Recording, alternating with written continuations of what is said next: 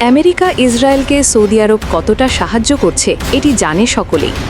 Iran সৌদিকে সোমবার থেকে রীতিমতো মিসাইল আর ড্রোনের দৌড়ের উপরেই রেখেছে, যা কখনো কেউ ভাবেনি। সেই পরিস্থিতি দেখছে সৌদি আরব। এবার সৌদি আরবের রাজধানী রিয়াদে মার্কিন দূতাবাসের ড্রোন তাণ্ডব চালিয়েছে ইরান।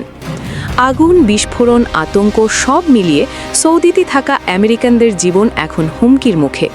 ইরান চারদিক থেকেই হামলা করে টালমাটাল করে দিচ্ছে ইসরায়েল আমেরিকা জোটকে। সৌদি প্রতিরক্ষা মন্ত্রণালয় জানায়, রিয়াদে অবস্থিত মার্কিন দূতাবাসে 2টি ড্রোন আঘাত হানে। আঘাত লাগে কূটনৈতিক এলাকায়। হামলার সময় দূতাবাস ভবন খালি থাকায় কোনো হতাহতের ঘটনা ঘটেনি, অর্থাৎ দূতাবাস খালি করে আগেই পালায় আমেরিকানরা। ঘটনার পরপরই রিয়াদ, জেদ্দা ও দাহরানে অবস্থানরত মার্কিন নাগরিকদের শেল্টার ইন প্লেস নির্দেশ দেয় মার্কিন দূতাবাস। এর মাত্র একদিন আগেই সৌদি আরবের তেল শোধনাগার সৌদি আরামকোতে হামলা চালায় ইরান, যার তাৎক্ষণিক প্রভাব পড়ে বিশ্ব জ্বালানি বাজারে। সৌদি আরব দীর্ঘদিন ধরেই আমেরিকার ঘনিষ্ঠ মিত্র, ফলে সৌদি ভূখণ্ডে এমন হামলা শুধু আঞ্চলিক নয়, বরং সরাসরি মার্কিন স্বার্থের ওপর আঘাত হিসেবেই দেখা হচ্ছে।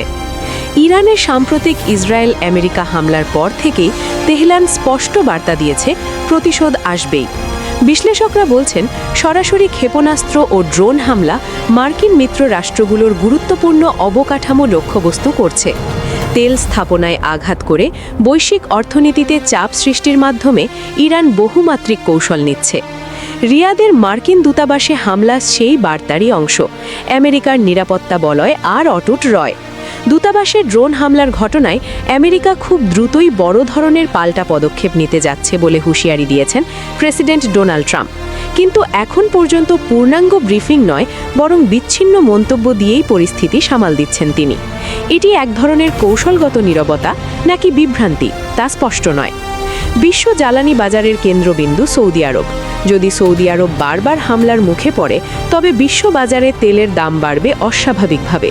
জ্বালানি সংকট দেখা দেবে ইউরোপ ও এশিয়ায়। ত্বরান্বিত হবে বৈশ্বিক মুদ্রাস্ফীতি। আর ইরান চাচ্ছে ঠিক এটি, অর্থাৎ ইরান শুধু সামরিক নয়, অর্থনৈতিক যুদ্ধ চালাচ্ছে। ইসরায়েল আমেরিকা একযোগে ইরানের সামরিক সক্ষমতা ভাঙতে চাইলেও বাস্তবতা হলো ইসরায়েল আমেরিকার ড্রোন প্রতিরক্ষা ব্যবস্থায় চাপ বাড়ছে। প্রতিহত করতে হচ্ছে একাধিক ফ্রন্টে হামলা। হুমকির মুখে উপসাগরীয় ঘাঁটিগুলো। যদি ইরান টানা কয়েকদিন একই মাত্রায় হামলা চালায়, তাহলে ইসরায়েল আমেরিকার আকাশ প্রতিরক্ষা ও ইন্টারসেপ্টর মজুদের সংকট দেখা দেবে বলেও আশঙ্কা করছেন সামরিক বিশ্লেষকরা।